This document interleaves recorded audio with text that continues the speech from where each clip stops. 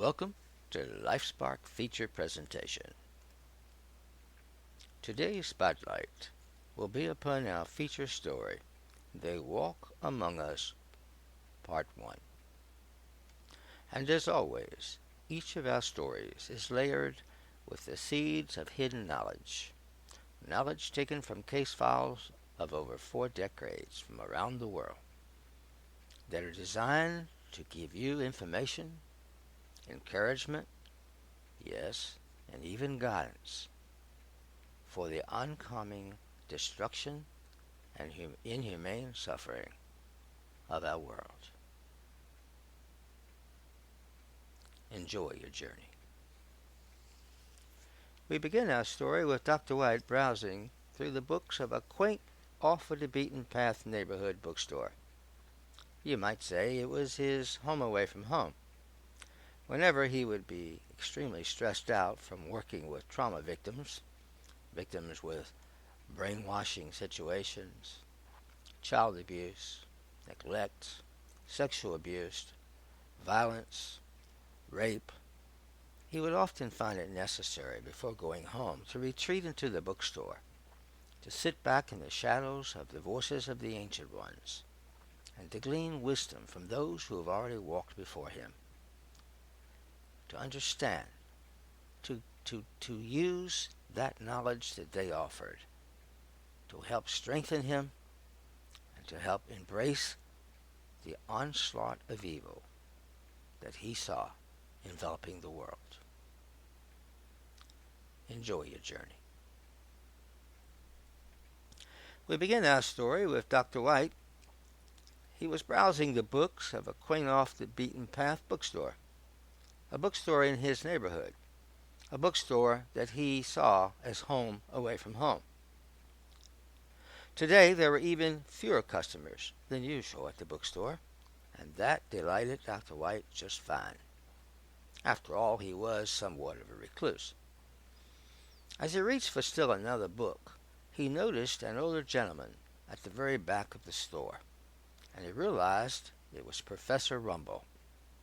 Professor Rumble had taught a seminar earlier on global surveillance, and Dr. White was intrigued, although not a believer, of the subject upon which he taught. Dr. White made his way back towards where Professor Rumble was last seen.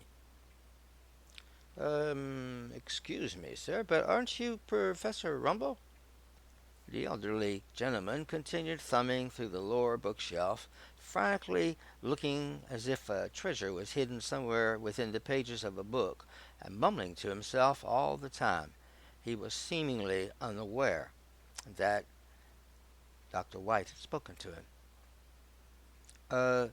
Sir, are you Professor Rumble? Again, no response.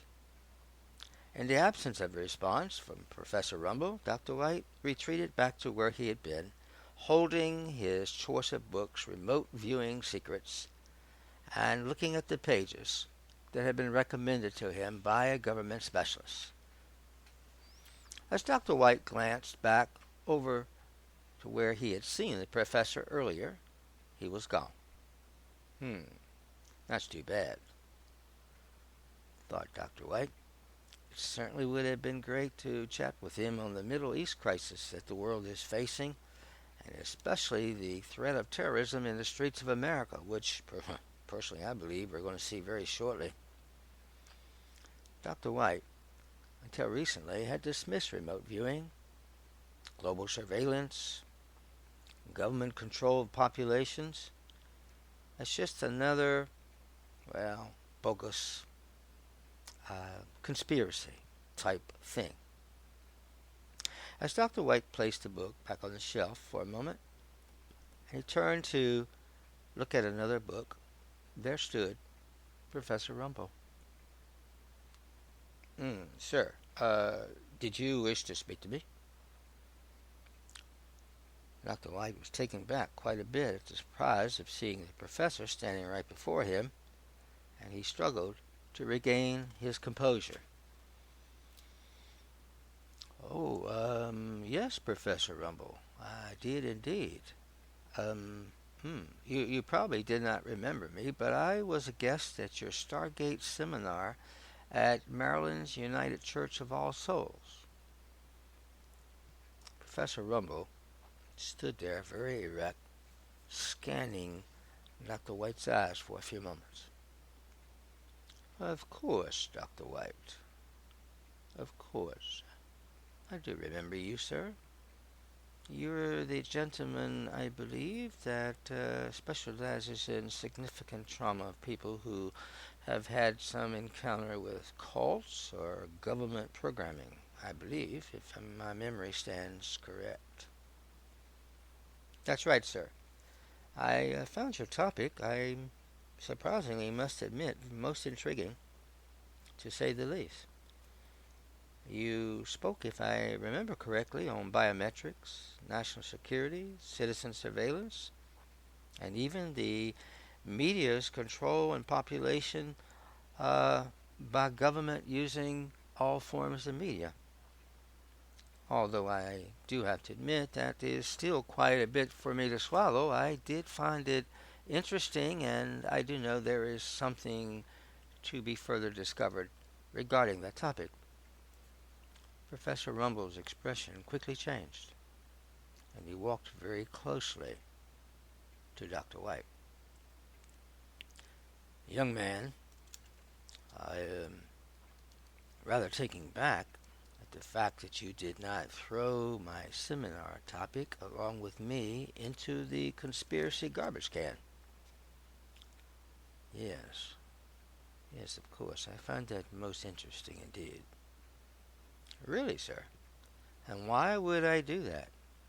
Look, sir, I deal and I have dealt with pretty traumatized people all over the world, all cultures, all races, all stratas, and the things I have seen and learned, well, let's just say, Professor Rumble, are beyond mere conspiracy now.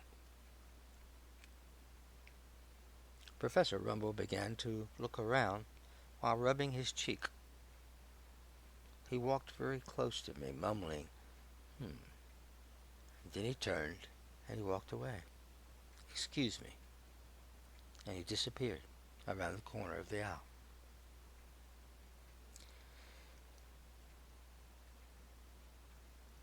Yes, he does seem somewhat eccentric, I whispered to myself as I made my way to the checkout stand.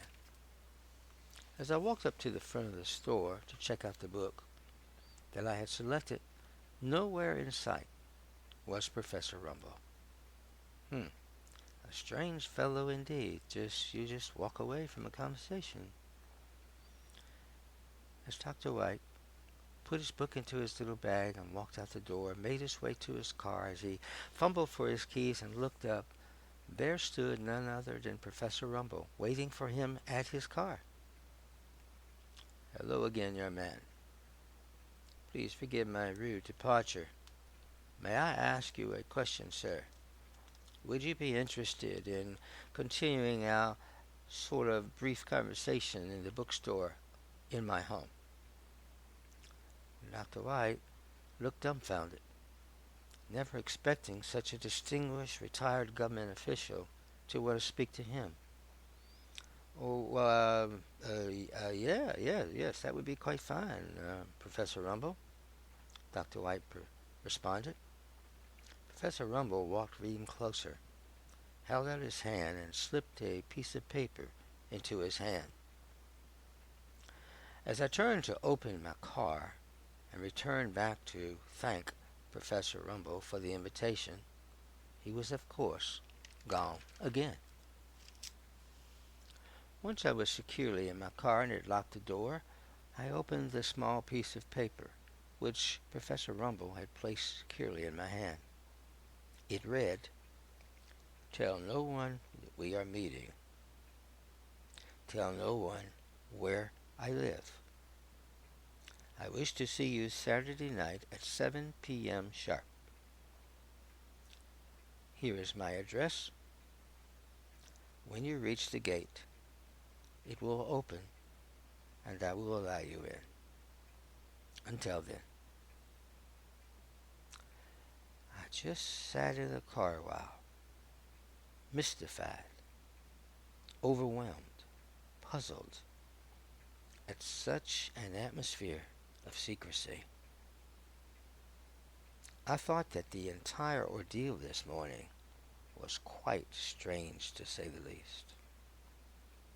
For a moment, I even found myself allowing myself, I should say, to think that perhaps I wouldn't be safe going to this strange man's house. The whole atmosphere suggests caution. But I quickly dismissed it.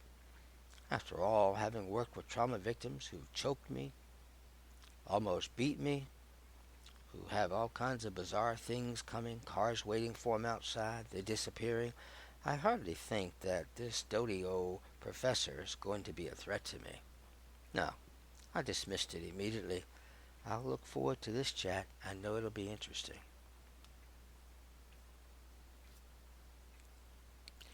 As I drove home, I couldn't get it out of my mind, and before I knew it, I was at home. The strange thing is, I don't even remember driving home.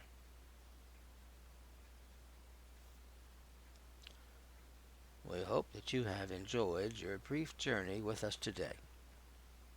We do invite you to join us in our next They Walk Among Us Part 2. Now thank you for joining us with LifeSpark Theater presentations.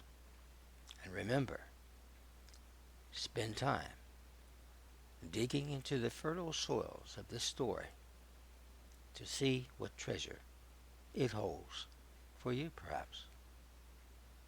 Thank you.